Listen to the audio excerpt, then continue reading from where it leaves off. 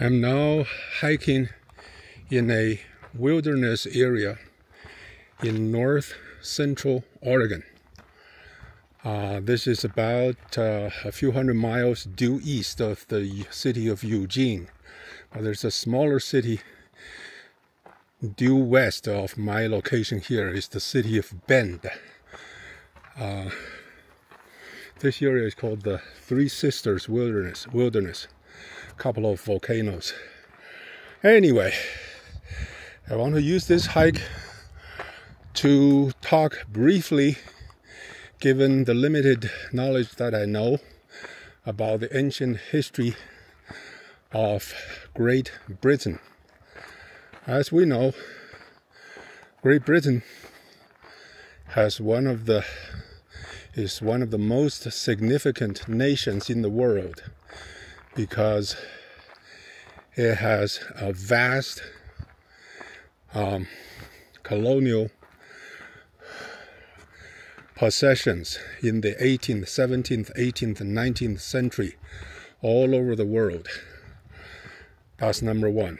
Number two, it has spread its political systems and being copied or emulated or replicated, depends on how you describe it, by several other major nations today in the world. United States, Canada, Australia, New Zealand, and to some extent some smaller countries. And lastly, the English language is today the most widely spoken and read and written language in the world. When I say most, not just in terms of the people who use the language, because if you really use that definition, it might be the Mandarin, the Chinese language. But if you look at the amount of literature, amount of scientific journal papers, or the language in which news, ideas, thoughts, and anything that is being communicated all over the world is in the language of English, because that's what matters. Because if you have a illiterate street vendor hawking his products in a street corner in a little city in China, yeah, he speaks Chinese, but whether it's a dialect or not, forget it. I mean, forget that for the time being. But his Chinese has almost zero impact on what he has spoken anywhere else, I mean, to other people. But in the extreme opposite example, let's say George Soros or Elon Musk or what's his name, the current CEO of Google. Well, Elon Musk, I put him aside, he's a native English speaker. But Pete Chai or George Soros or any other immigrants, those people, their native tongue, like myself, are not English. But whatever they speak, of course, has greater influence or impact in the world as we live in today. My point is, the English language, the importance of this language is not measured in terms of the number of people who use the language on a daily basis. It's more on how the language is used and who use it. In that regard, the English language is far more important, far more valuable than Mandarin Chinese. And today, that situation is even more dramatically contrasted, because in another brief chat, I mentioned the Chinese language as internet traffic is only about 1% of the information being distributed on the internet. So most of the Chinese language on the internet is really regurgitated content from the CCTV or from the communist propagandas. And even in fact, today, by just reading some simple Chinese postings, I could immediately tell if this guy is from mainland China or not, because his language is rigidly communist propaganda. But to come back to my main topic, so English or Britain has a tremendous impact on world civilization. Now, the next question is,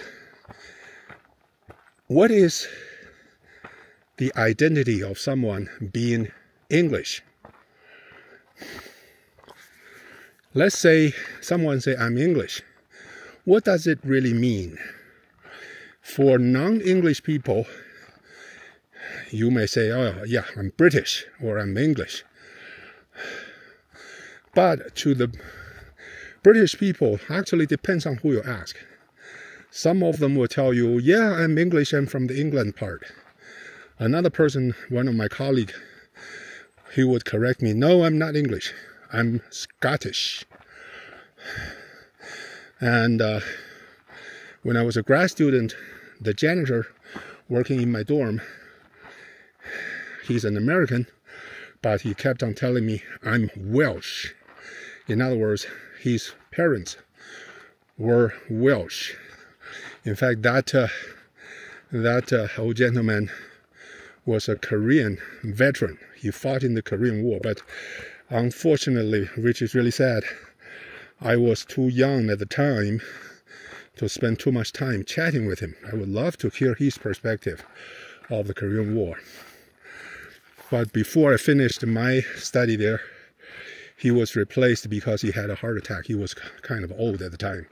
Again, to digress, to regress, to come back to the topic.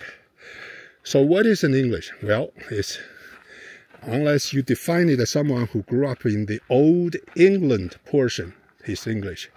Or you could refer to generally someone who came from Great Britain, the British Isle. But today, probably more appropriate, you would call him British. Okay.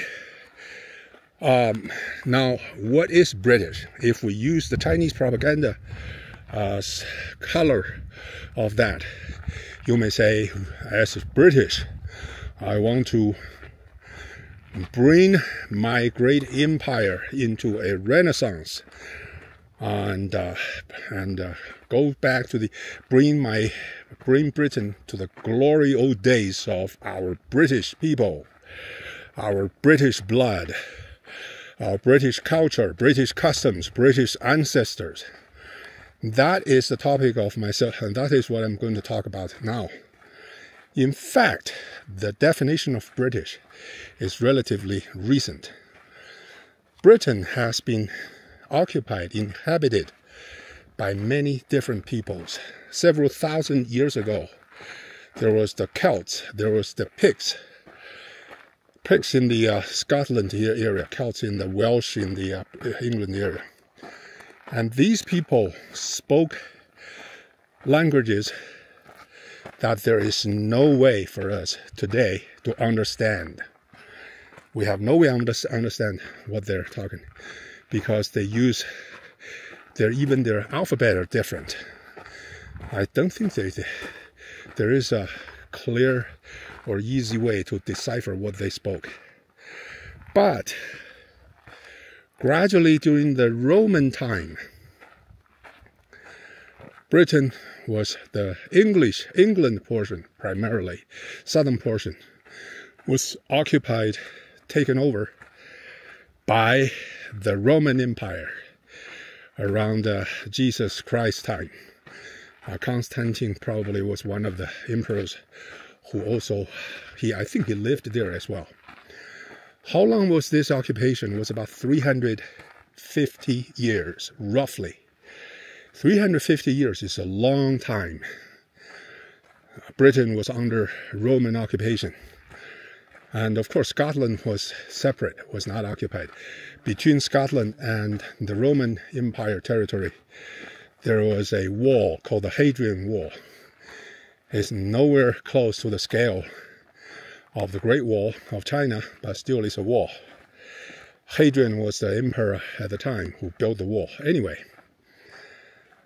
so 350 years is longer than the entire known, than the United States, than the history of the United States. From, let's say, if we use 1776, even if we use 1619, I think that was the first time the blacks are imported as slaves. Let's say we use 1492. 1492 is Columbus, but North America was not. Yeah, probably 1492 is not the right day to use it. But roughly 350 years is at least as long, if not longer, than the history of the United States. So by the end of that 350 years, which is in the 400 AD, 480 after the birth of Christ or whatever, Britain is at least Londonia, I think, the old London, was completely Romanized. So the English portion, England portion of Britain is completely Romanized. But the Roman Empire had other severe problems of its own right. Gradually, it started to neglect the English portion of their occupation because it's across the English Channel, and it's more remote. So gradually they withdraw, and this actually was very, very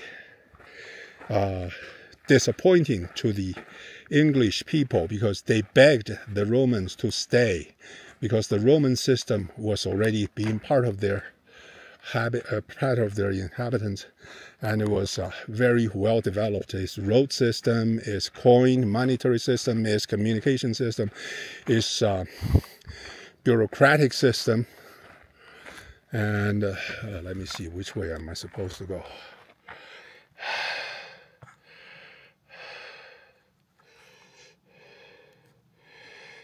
Okay, if I go straight, there is I should go left.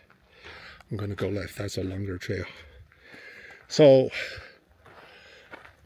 all of that system gradually become neglected, or kind of went into slow decay after the Romans left England.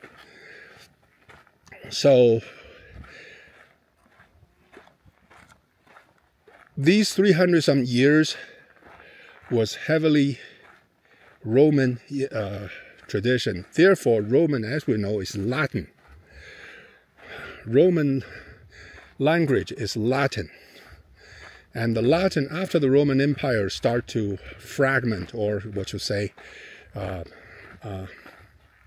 there's a word for it, become vernacular, become a local vernacular, and therefore the Roman Latin language start to branch out into French, Spanish, Italian, and a big portion of the English language. That's why English has a lot of Latin words, Latin roots, but that we'll leave that aside for the time being. So after the Romans left,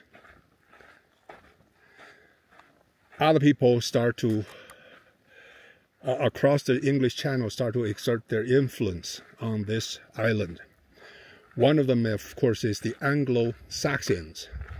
Anglo and Saxon are two tribes, are German tribes. In today's geography, it will be roughly Western Germany, Belgium, probably part of the Netherlands, part of the Switzerland, northern Italy. That general area, I would say today, Western Europe, probably excluding part of France. So those people started to sail across the English Channel and start to have conflict with the English people living on the island. But gradually their occupation took root.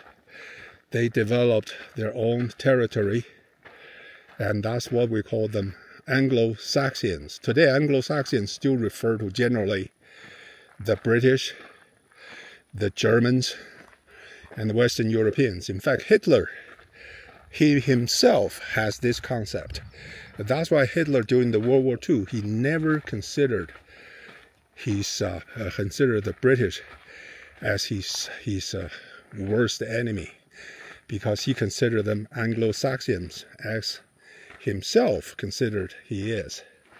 So he always had a delusion or illusion that he might be able to settle something down with Churchill.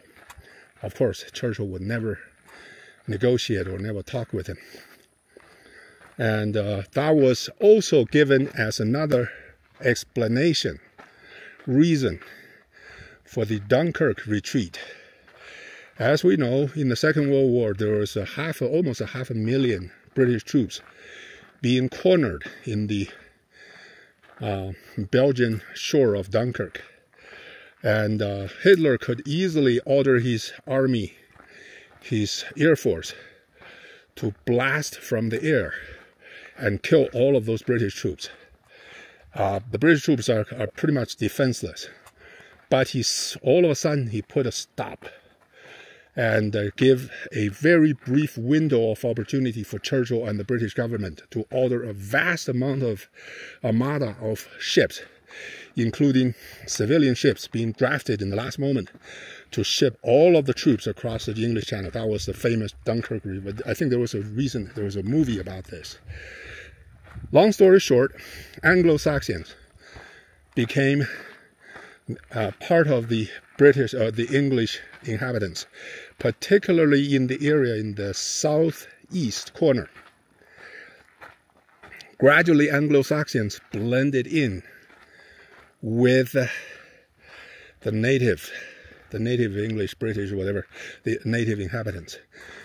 And then, a few hundred years later, I think it was the 8th century BC, AD, there was another group of intruders or invaders coming from further north, from today's Norway, Sweden, and Denmark.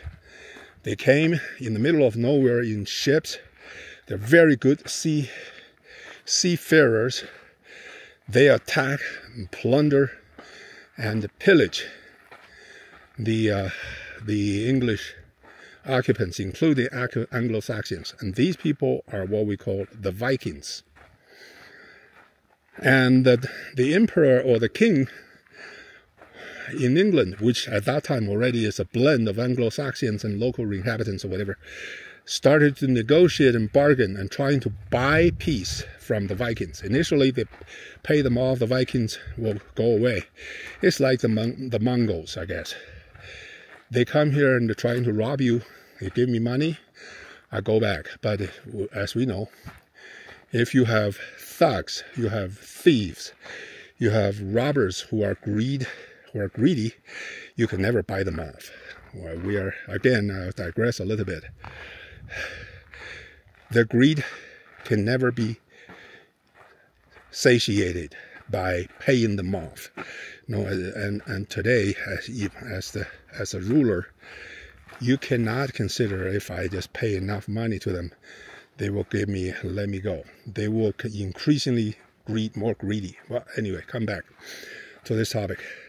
So the Vikings also start to take territories from the local inhabitants and start to establish more permanent settlement. In fact, the Vikings went everywhere. They went to Britain. They went to Eastern Europe. They even went up the rivers to Moscow and St. Petersburg, to those areas. And so the Russians, some of their ancestors are Vikings. So there comes the Vikings. And then after that, the Vikings become part of the inhabitants. And then